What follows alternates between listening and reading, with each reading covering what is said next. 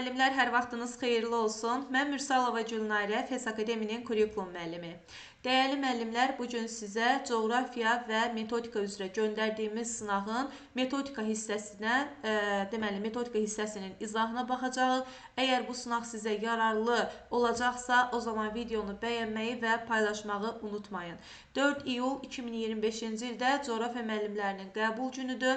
MİQ imtahanında inşallah bu gün işlədiyiniz suallar sizə kömək olacaq. Çünki ixtisasdan suallar daha çox görürsünüz, amma öz fənninizə uyğun kurikulum sualları yəqin ki az qarşınıza çıxır. Bugün biz belə bir yenilik etmişik ki, siz həm də coğrafiyada, metodikada nə suallar düşə bilər, hansı tip suallar sizin qarşınıza çıxa bilər, həmin suallara bizimlə birgə baxırıq. Gəlin davam edək. Deməli, birinci sualımızdan başlayıram.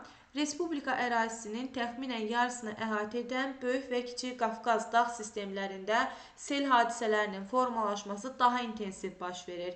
Ən çox sel hadisələri Böyük Qafqazın cənub yamacında və Naxçıvan Muxtar Respublikasının yüksək dağlıq ərazilərində baş verir. Bu vəziyyət nəticəsində bir çox yerlər su altında qalır, kənd təsərrüfatı sahələri qurmağa başlayır. Problemi həll etmək üçün istifadə olunan yolları müəyyən et. Verilmiş situasiyada idraki sahənin hansı mərhələsindən istifadə olunmuşdur? Rəylərdə də baxmışam, bir çox müəllim burada yaratmaq mərhələsini götürüb. Yaratmaq mərhələsi olsaydı, əziz müəllimlər, o zaman bizim sualımız belə dəyişərdi. Problemi həll etmək üçün təklif planı, problemi həll etmək üçün yol göstər. Bax, belə bir situasiya olsaydı, yaratmaq mərhələsi olardı. Amma görün bizə nə deyir? Problemi həll etmək üçün istifadə olunan yolları müəyyən et. Yəni, hansı yollardan istifadə olunubsa, sən o yolları araşdırıb tapırsan. Ona görə də bunun cavabı tətbiq etmək mərhələsidir. Bir daha deyirəm, bu problemi həll etmək üçün əgər siz özünüz yol təklif etsəydiniz və yaxud da öz yolunuz olsaydı, öz yanaşmanız olsaydı, cavabımız yaratmaq mərhələsi olardı. Davam edirik ikinci sualla.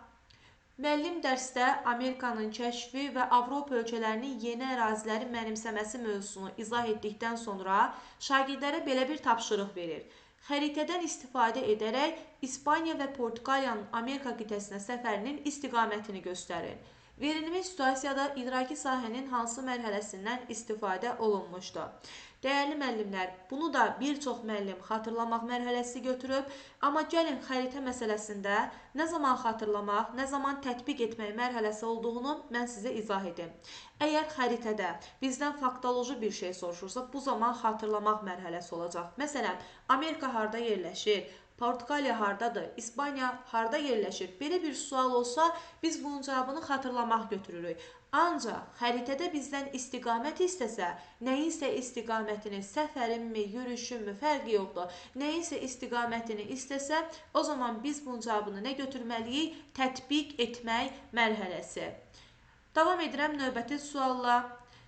Qlobal ticarət və iqtisadi inkişaf coğrafi baxımdan bəzən qeyri-bərabər paylanır.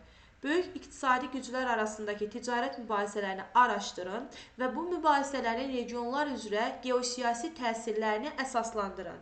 Tapşırıq təfəkkürün hansı növünə uyğun gəlir? Bildiyiniz kimi təfəkkürün 3 növü var. Tənqid təfəkkür, yaradıcı təfəkkür, məntiqi təfəkkür. Amma düşünmə formalarda təfəkkür növü kimi gedə bilər. Yəni, bunu da deyim ki, fikriniz imtahanda qarışmasın. Məsələn, tutaq ki, hər hansı bir yaradıcı sual qoysa, orada həm yaradıcı təfəkkür, həm də divergent təfəkkürü sizə verməyəcək. İkisindən birini verəcək. Burada da müəllimlər, baxın, şagird nəyisə araşdıracaq. Böyük güclər arasında gedən ticarət mübahisələrini araşdıracaq, sonda öz fikrini əsaslandıracaq. Bir şeyə münasibət bildirmək, əsaslandırmaq, arqument gətirmək. Bunlar hardadır müəllimlər? Tənqidi təfəkkürdə, A variantı. Davam edirəm növbəti sualımızla. Deməli, inteqrasiya sualı. İnteqrasiya sualında bilirsiniz ki, bu il sertifikasiya imtahanında bir balaca dəyişiklik oldu. Həm bu suala baxaq, həm də dəyişikliyin mahiyyətini sizə izah edim ki, inşallah imtahanda həmin tipli sualları görəndə doğru variantın nə olduğunu yaza biləsiniz. Deməli, tapşırıq belədir ki, ətraf mühitə təsir edən tullantı növləri və onların təkrar istifadəsi yollarını şagird araşdırmalıdır. Şəhərinizdə və ya kəndinizdə olan tullantı növlərini müşahidə edin, şəkillər çəkin, məlumat toplayın. Tullantıların canlılara və su mənbələrinə təsirini araşdırın. Əziz müəllimlər, əgər sualım bura qədər olsaydı, bu olardı fənlər arası inteqrasiya, şəkil çəkəcək, məlumat toplayacaq, canlılara təsiri araşdıracaq, yəni coğrafiya, biologiya, təsviri sənət, hər şey bura daxildir. Bura qədər sualım, situasiyam olsaydı, olardı fənlər arası. Amma gəlin indi testimizin sonuna baxaq. Təkrar istifadə və emal üçün ideyalar təklif edərək nəticəni videoçar və təqdimat şəklində sinfə təqdim elə. Bizdən nə istədi? Dedi ki, təkrar emal üçün ideya təklif et. Yəni, şagird bu real bir problem var da, təbiətə təsir, ətraf mühitin korlanması, tullantılar səbəbindən ətraf mühitin korlanması və sən bu real bir problemi həll etmək üçün ideya təklif edirsənsə, deməli artıq səndə fənüstü inteqrasiyada formalaşmış olur. Fənüstü inteqrasiyada sənin etdiyin təkcə öz fənninə aid deyil. Baxın, burada sən həm canlıları qoruyacaqsan, həm təbiəti mühafizə edəcəksən, həm bir neçə fənnin elementlərini burada görürük. Biz üstəgəl real həyati bir problemə şagirdin yaradıcı şəkildə yanaşması, həmin problemi həll edəcək bir təklif ortaya qoyması və bir məhsul ortaya qoyması fənüstü inteqrasiyaya aiddir. Deməli, biz burada fənlərarası və fənüstünü götürürük və üstəgəl coğrafiyanın bir neçə məzmun xətti olduğuna görə üfüqi inteqrasiya var burada, fəndaxili inteqrasiyanı da götürmüş oluruq. Bir daha deyirəm, əgər sualım bura qədər olsaydı, bu yalnız fənlərarası olardı. Çünki fikir verirsiniz, mən sadəcə araşdırdım, mən sadəcə nəyisə müəyyən etdim, nəyisə tapdım. Amma artıq ideya verəcəmsə, artıq nəyisə təklif edəcəmsə, bu fənüstü inteqrasiyaya aiddir. Davam edirəm. Coğrafiya müəllimi sinifdə şagirdlərin hazırladığı qrup layihələrini təqdim edir. Qrup işi zamanı müəllim təqdimatı zəif alınan şagirdlərin şəxsi söhbətlərindən və ailə vəziyyətindən bəzi məqamları sinif qarşısında açıq şəkildə qeyd edir. Zəif nəticənin də bu problemlə bağlı olduğunu bildirir. Bundan sonra şagirdlərdən biri utanaraq özünü sinifdə narahat hiss edir. Müəllimin davranışı ilə bağlı hansı fikir yanlışdır? Situasiyanı hər zaman oxuyanda onu təhlil etməyi bacarın. Bizim situasiyamızda müəllim şagirdlərin qrup işini deməli əldə edir və bu qrup işi zamanı zəif nəticələr olan şagirdlərə deyir ki, bu sizin ailə vəziyyətinizlə bağlıdır. Problem yəni ailə ilə bağlıdır. Şagirdlərin emosional vəziyyətini nəzərə alaraq müəllim onları açıq şəkildə tənqid etmək əvəzinə fərdi məsləhət və dəstək göstərə bilərdi. Doğru fikirdir. Müəllim sosial vəziyyətlə bağlı məlumatları paylaşmaqla öz vəzifəsini pozmuş olur. Bəli, müəllimin vəzifəsidir ki, o şagirdi hərtərəfli qorumalıdır və etik davranış qaydaları var. Məsələn, insan hüquq azadlıqlarına hörmət, etik davranış qaydalarına əməl etmək də müəllimin vəzifəsidir. Ona görə müəllim burada vəzifəsini pozmuş olur.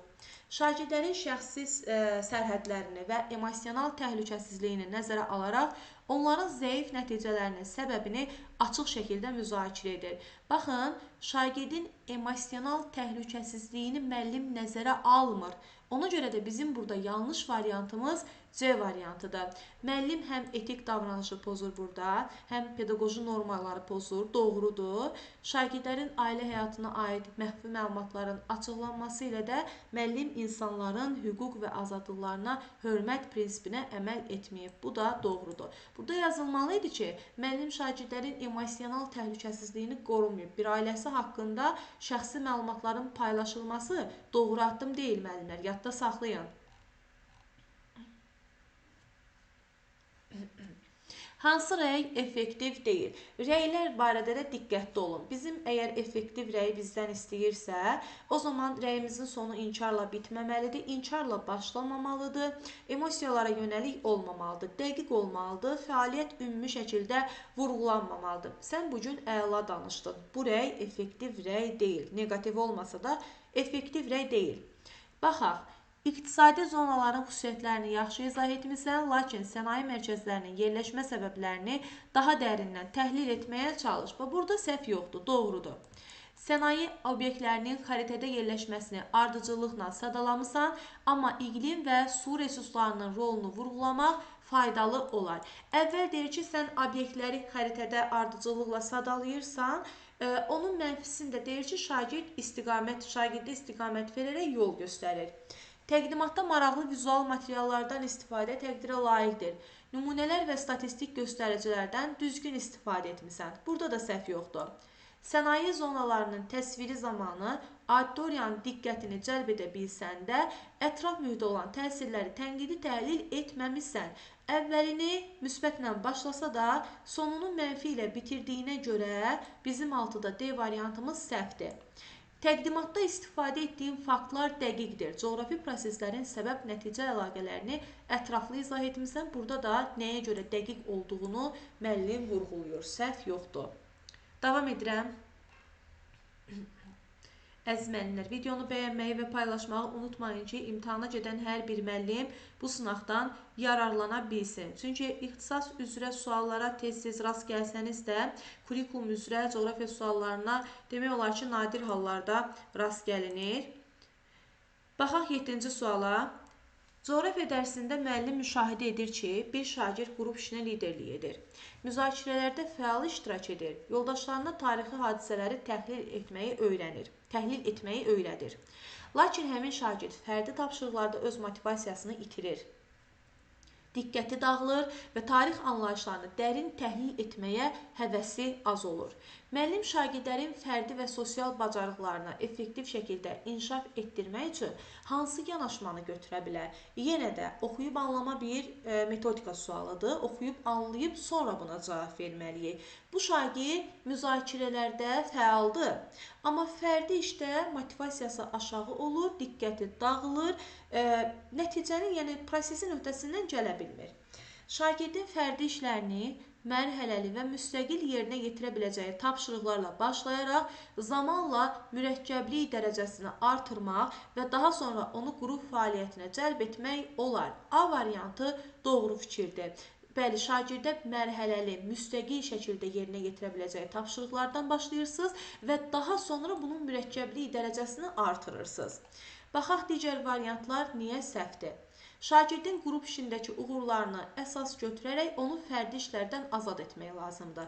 Bu həm pedaqoji tələblərdə şagird yönümlülük prinsipini pozmaq deməkdir, həm də şagirddə fərqli intellektlərin formalaşmasının qarşısını almaq deməkdir. Ona görə B variantı doğru deyil.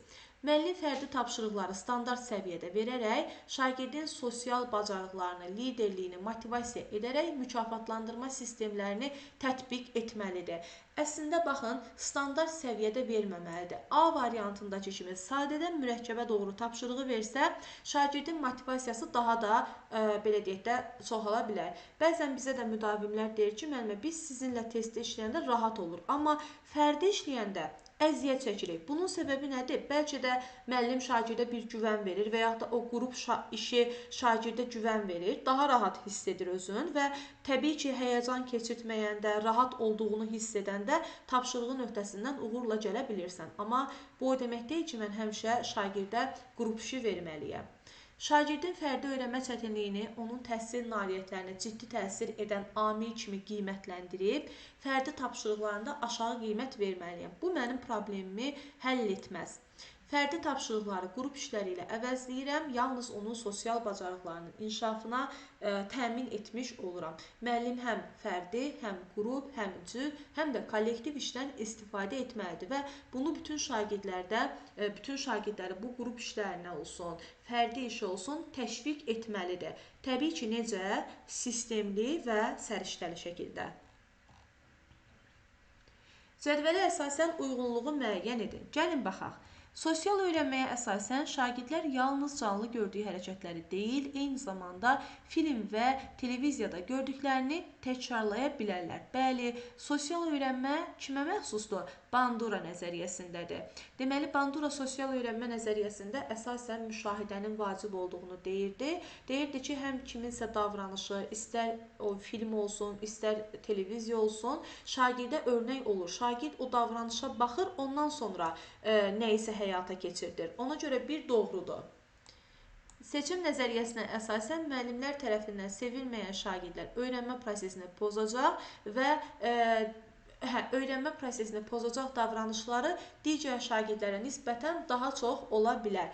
Doğrudur, amma qabağında yanlış yazılıb. William Gleiser öz nəzəriyyəsində qeyd edirdi ki, şagirdin 5 ehtiyacı ödənmirsə, məsələn, güc, sevgi, azadlıq, əyləncə, sağ qalma və s. Bu ehtiyacları ödənmirsə, o davranış pozuntusuna yol verəcək. Siz onunla danışın və ona seçim imkanı verin ki, davranışın məsuliyyətini özü daşısın. İçini silirəm. Seçim nəzəriyyəsinə əsasən müəllim şagirdlərin davranışlarına səbəb olan halları müəyyən etməyə kömək edə bilər. Şagirdlərə hisslərinin təşviq etdiyi reaksiyaları dəyişmək imkanı verər. Bəli, doğrudur, amma yenə də qabağında yanlış yazılıb. Ümumiyyətlə, William Gleiser şagirdi acılamaq, onu təhdid etmək və yaxud da onu qorxutmaq, bunlardan deyirdi, uzaq qalın. Şagirdin özünə yaxınlaşın və problemi necə həll edə bilərik, ona şans verin və məsuliyyəti şagirdin üzərinə qoyaraq onunla problemi həll etməyə çalışın.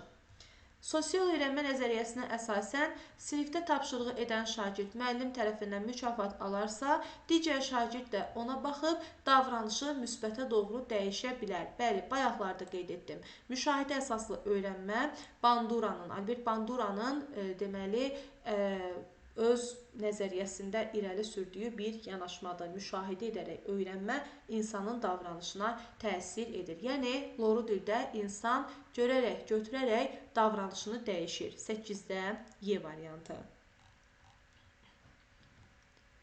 Davam edirəm. 10-cu sinif tarix dərsində müəllim tarixdə fikir azadlığı və ictimai sərhədlər mövzusunu keçid üçün dərsin əvvəlində belə bir tapşırıq verir. Tarixdə fikir və söz azadlığının sərhədləri hardadır? Sizcə fikir azadlığı hansı hallarda cəmiyyət üçün faydalı, hansı hallarda zərərli ola bilər?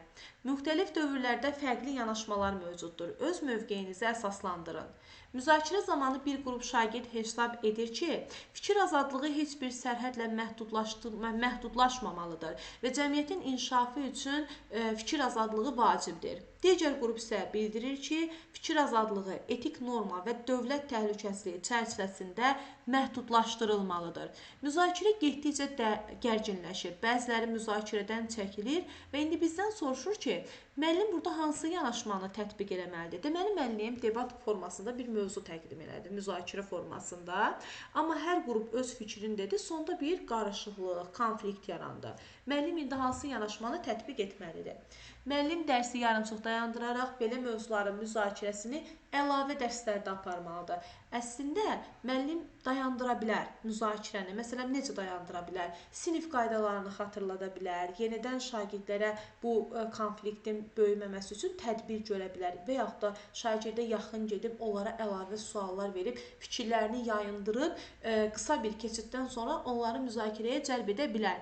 Amma mən bunu bugün dərsdə etməyim, bu qalsın əlavə dərslərdə, bu fikir yanlışdır. Müzakirə olmalıdır dərsdə.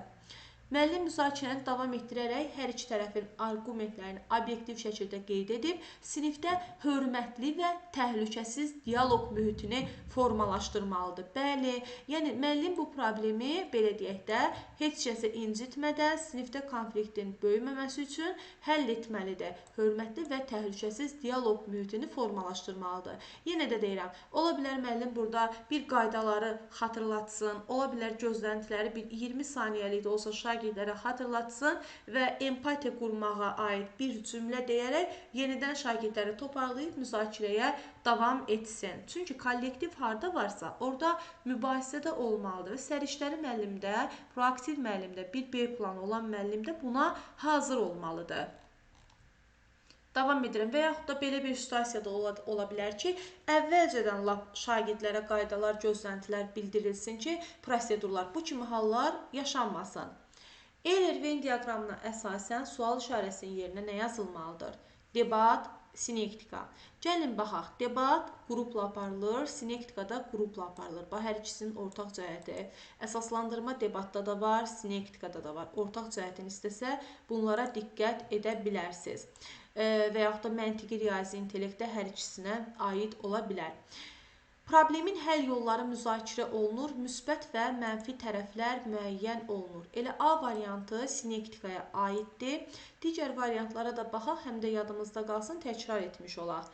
Bu strategiya mətnin yaxın analizinə əsaslandığı üçün burada müzakirə və interpretasiya üçün çoxlu əsas verən bir mətnin seçilməsi lazımdır.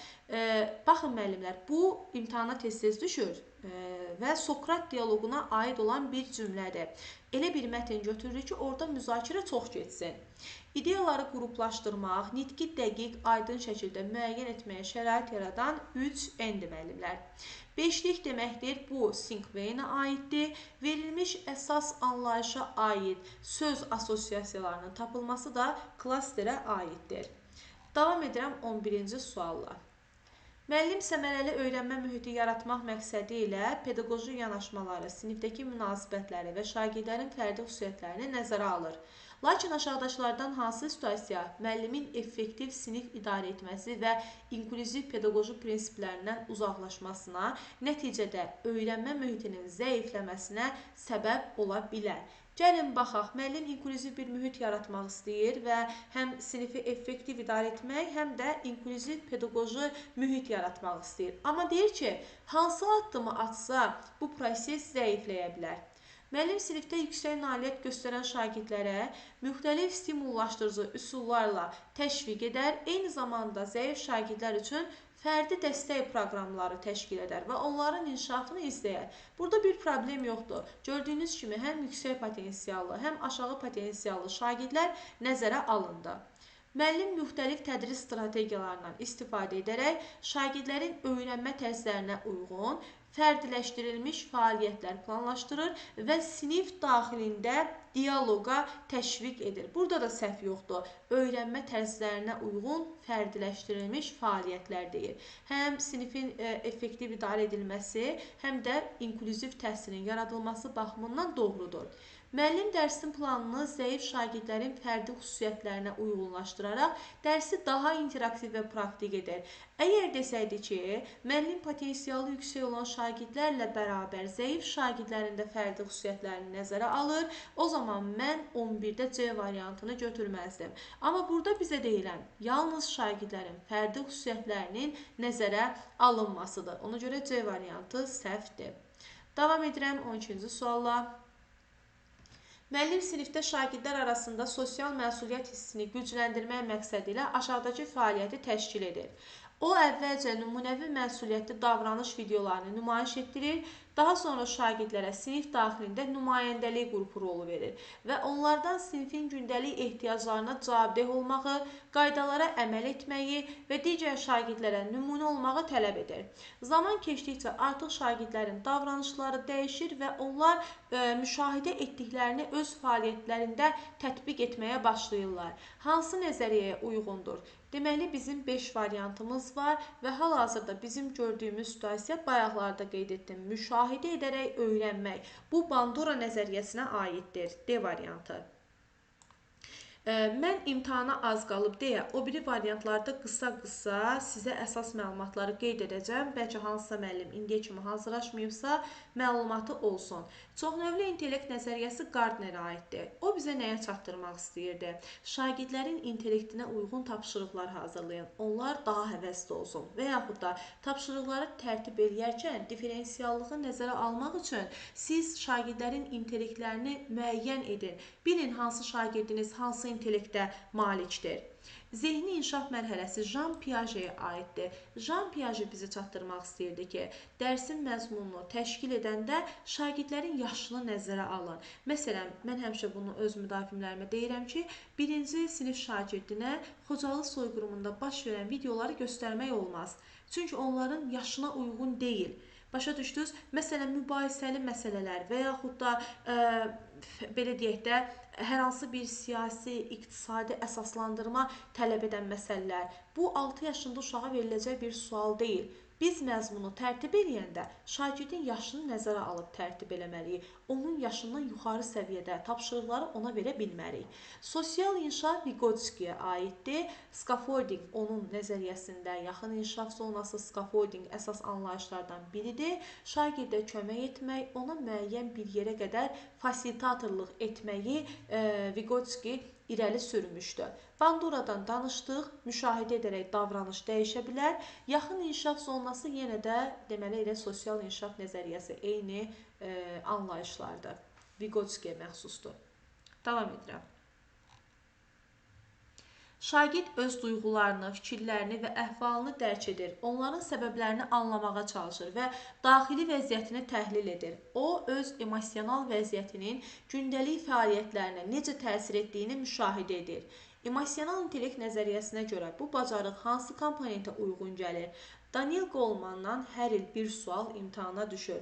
Əziz müəllimlər, şagird öz duyğularını, fikirlərini, əhvalını dərk edir. Onun səbəbini anlamağa çalışır, daxili vəziyyətini təhlil edir. Deməli, bu şagirddə hansı proses gedir?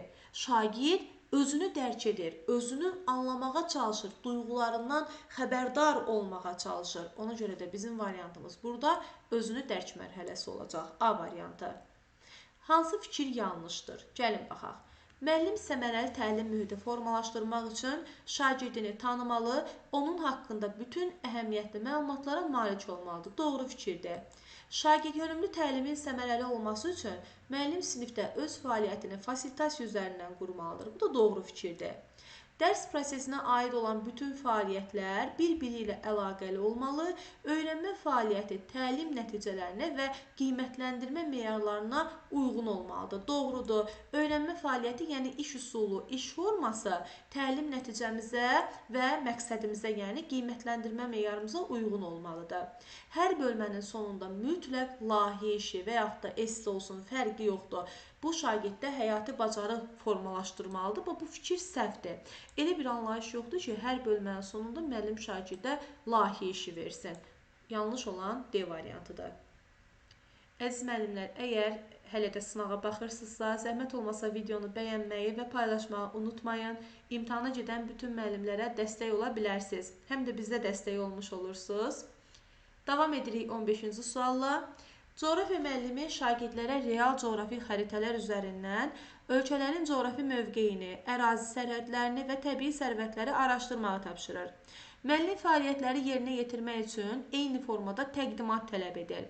Aşağıdakı yanaşmalardan hansı şagirdlərin fərdi öyrənmə tərzlərini və təşəbbüskarlığını inkişaf etdirmək baxımından məhdudlaşdırıcı və müasir pedaqoji prinsiplərlə uyğun gəlməyən bir təcrübə nümunəsidir? Gəlin baxaq. Deməli, müəllim tapşırığı eyni formada təqdim edir. Burada artıq bizim problemimizi biz özümüz görürük. İndi variantı da buna uyğun axtarırıq. Müəllimin standartlaşdırılmış təqdimat formasına riayət etməsi şagirdlərin fərdi təhlil qabiliyyətlərini və yaradıcı ifadələrini məhdudlaşdırır. Bu da fərdi öyrənmənin fərdiləşdirilməsi prinsipinə ziddir. Əslində, gəlin belə bir şey deyək müəllimlər. Müəllim şagirdlərin fərdi qabiliyyətlərini, yaradıcı ifadələrini məhdudlaşdırır və bir formada şagirdə təqdim etmək istəyə bilməzsən. Müxtəlif formada olmalıdır. Axı, diferensial təlim deyirik, inklüziv mühit deyirik. Müxtəlif formada olmalıdır. Eyni təqdimat forması tələb etməklə müəllim qiymətləndirmədə obyektivliyi təmin edir və bütün şagirdlər üçün bərabər rəqabət şəraiti yaradır. Təbii ki, 15-də səhv variantımız B variantıdır. Çünki müəllim eyni təlim mühiti yaratmaqla bərabər rəqabət yarada bilməz. Yadda saxlayın, həm də heç bu obyektiv qiymətləndirmə aparılmasını da təmin etməz. Çünki mənim sinifimdə təkcə potensialı yüksək olan şagird yoxdur. Aşağı təvəkküllü şagird də var. Mənim tapşırıqlarım fərdi və fərqli olmalıdır. Davam edirəm 16-cı sualla. Müəllim şagirdlərə Azərbaycanın regionlarında sənaye mərkəzlərinin yerləşməsi, coğrafi, iqtisadi və sosial təsirlərin müqayisəli təhlili mövzusunda qrup işi verir. Şagirdlər müxtəlif mənbələrdən məlumat toplayaraq regionların sənaye inkişafını qiymətləndirir, ərazilərin iqtisadi və sosial vəziyyətini müqayisə edir, təqdimat hazırlayır. Meyarları da müəllim əvvəlcədən şagirdə verir. Meyarlarımız bunlardır. Coğrafi faktların təhlili, interpretasiyası, arqumentlərin əsaslandırılması. İndi bu tipli suallarda, məsələn, normalda ya sizə planlama düşəcək, ya da bu tipli meyarlar əsasında deməli, situasiya düşə bilər. Burada bizim situasiyamızla qiymətləndirmə meyarımızın arasında bir bağ var və biz həmin bağı bizə verilən variantlarda qorumalıyıq. Baxaq görək, doğrunu istəyirmi? Bəli, doğrunu istəyir. Müəllim şagirdlərin mövzu ilə bağlı nümunələr gətirməsini istəyir. Əziz müəllimlər, bax, burada nümunə yoxdur. Şagird özü gedib nümunə göstərir, elə bir şey yoxdur. Ona görə biri çıxarıram. Qiymətləndirmə meyarı idrac taksonomiyasının təhlil etməyi mərhələsinə aiddir. Gəlin baxaq, şagird coğrafi, iqtisadi, sosial təsirləri müqayisə edəcək, məlumatlardan mənbə toplayacaq, mənbələrdən məlumat toplayacaq və regionların sənaye işini qiymətləndirəcək. Yəni, bu topladığı məlumatlar əsasında qiymətləndirəcəksə, bəli, bu təhlil etmək mərhələsinə aiddir. Fəal vətəndaş mövqeyi yoxdur. Bu sərişdə nə deməkdir? Sən ölkən haqqında məlumatlısan, fəalsan, ölkənin fəal vətəndaşısan, o da situasiyamızda yoxdur. Müəllimin şagirdlərin öyrəndiklərini həyatla əlaqələndirməsi onlarda həyati bacarıqlar formalaşdıracaq. Əgər desəydi ki, bax, qrup işi, axtarış, əsaslandırma, bunlar şagirddə həyati bacarıq formalaşdıracaq, 4-ü doğru götürə bilərdim. Amma burada həyatla əlaqələnəcək bir situasiyamız yoxdur. Müəllimin şagirdə əvvəlcədən qiymətləndirmə meyarları təqdim etməsi tapşırıqda şagirdin daha məqsədli, planlı, məsuliyyətli olmasına səbəb olacaq. Bəli, bax, bu variantımız doğrudur. 16-da Y variantı.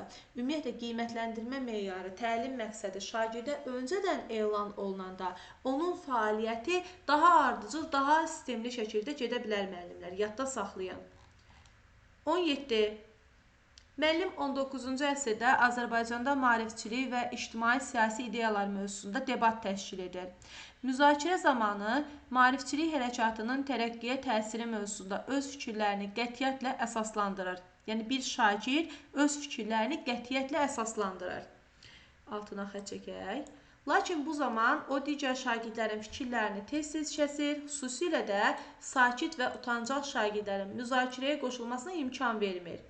Tarix dərsində şagirdlərin həm ictimai-siyasi fikirlərini təhlil etməsi, həm də diskussiya bacarıqlarını inkişaf etdirmək üçün müəllim hansı yanaşmanı irəli sürə bilər? Şagirdlər səsvermə yolu ilə debat lideri seçməlidir. Beləliklə, sinifin dinamikasını şagirdlər özləri müəyyən etməlidir. Bu, mənim problemimi həll etməz. Yəni, hal-hazırda situasiyamızda diskussiya bacarıqlarının zəif olmasından söhbət gedir. Hər bir şagirdə özünü ifadə etməsi üçün müddət tanımalı. Bura qədər düzdür. Danışıq ardıcıllığını isə yalnız müəllim təyin etməlidir və həmin siyahı üzrə də uşaqlar davam eləməlidir. Axı, bu uşaqlarda dinləmə mədəniyyəti, ünsiyyət mədəniyyəti formalaşmalıdır. Aktiv şagirdin maarifçi ideyaları daha yaxşı bildiyi üçün onun çıxışlarına daha çox yer verməliyəm. Bu da müəllimin təlimdə bərabər imkanları pozmasıdır. Müəllim müzakirədən əvvəl danışıq qaydalarını müəyyən edə bilər. Sosial məlumatlıq və münasibətlərin idarə olunması komponentini şagirddə formalaşdıra bilər. Yəni, bəli, müzakirənin getməsi üçün empatiya da lazımdır və münasibətlərin idarə olunması da mütləq şəkildə lazımdır. Yəni, biz sizinlə sosial-emosional öyrənməni də təhlil edəndə görmüşdük ki, orada şagirdin qrup içində əməkdaşlıq etməsi, debatlarda ünsiyyət bacarığı, dinləmə mədəniyyətinin olması, bunlar hər biri şagirdin belə deyək də davranışına təsir edən məsələlərdir. Yəni, onun dəyişməsi üçün atacağımız addımlardır. 18. Sinifin idarə edilməsi ilə bağlı verilənlərdən hansı doğru deyil? Bu qəbul sualıdır. Bütün müəllimlər bu sınaqdan yararlana bilər, əziz müəllimlər. Baxmayaraq ki, coğrafiya qəbul suallarıdır. Amma yenə də bütün müəllimlərin də belə deyək də test işləmək inteqrasiyadan başqa onlara problem yaratmaz. Əksinə daha da sizi inkişaf etdirər. Sinifin idarə edilməsi ilə bağlı doğru olmayanı istəyir. Müəllim gözlənti prosedurları ilk gündən qoymalıdır və özü də israrla buna əməl eləməlidir. Bəli, yəni rol model olmalıyıq. Şagirdlərin sinif prosedurlarına əməl etməsi onların yoldaşları ilə davranışının tənzimlənməsində əsas faktordur. Əziz müəllimlər, sinif konfliktləri ola bilər, Amma prosedurlar hər hansı bir qaydanın ardıcıllıqla həyata keçməsidir. Davranışı tənzimləmir, yadda saxlayın. Bax, ona görə bizim B variantımız səhv variantdır. 19. Sosial-emosional öyrənmə ilə bağlı hansı fikir doğru hesab edilə bilməz? Bu, bəzən belə də yazılır müəllimlər, qısa, açar şəklində, diqqətli olun. Biz bilirik ki, sosial-emosional öyrənmə şagirdin akademik cəhətdən də uğur qazanmasına kömək ola bilər, ona motivasiya verə bilər. Uşaqlar emosiyalarını idarə edə bilirlər, insanlarla ünsiyyət qura bilirlər, məsuliyyətli qərarlar verə bilirlər. Amma sosial-emosional öyrənmənin bioloji amillərlə birbaşa əlaqəsi yoxdur. Yadda saxlayın. Yəni, genetik keçmir, irsən keçmir. Bu sosial-emosional öyrənmə şagirddə formalaşdırılır. Hətta müəllimin özündə də olmalıdır. Hətta müəllim cəhd etməlidir ki, bunu valideynlərdə də formalaşdırsın. Və nəhayət bizim sonuncu sualımız. Tarix dərsində müəllim şagirdlərə xanlıqlar dövründə baş vermiş hadisələri əks etdirən emosional məzmunlu bir tarixi mətn təqdim edir. Mətndə yerli əhalinin əziyyətləri, xanların bir-birinə münasibəti və dövrün qeyri-sabit siyasi vəziyyəti vurğulanır. Müəllim şagirdlərdən bu hadisələrin iştirakçılarının, həm xalqın, həm də xanların hisslərini, münasibətlərini vizual simvollar və ya smayliklər vasitəsilə ifadə etmələrini xahiş edir. Yəni, şagird qarşındakı insanı duymaq, qarşındakı insanı başa düşmək, onun keçirdiyi hisslər, hansı hissləri keçirdir, bunu simvollarla, smayliklərlə ifadə edə bilirsə, hansı mərhələ var o şagirddə? Empatiya mərhələsi var müəllimlər. C variantı bizim doğru variantımızdır.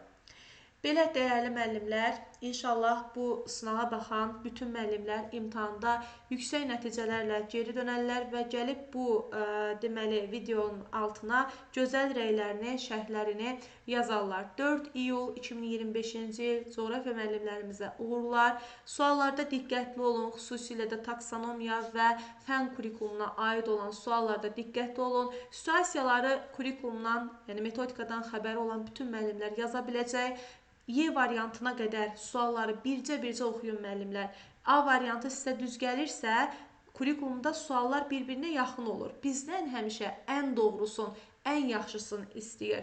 Ona görə də bunlara diqqət etsəniz, imtahan nəticəniz yüksək ola bilər. Hər birinizə uğurlar. İnşallah növbəti videolarda görüşərik. Sağ olun.